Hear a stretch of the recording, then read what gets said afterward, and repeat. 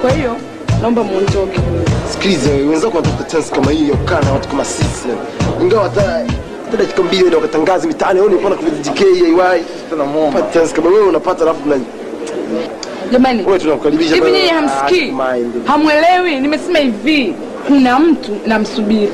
Na sitaki akija hapa nikose. Mbona mnakuwa hivyo? Punguza pressure sister. Ukosesha bahati ya mkwanja hivi. Sasa sikizeni. Simwambie kuna mtu namsubiri.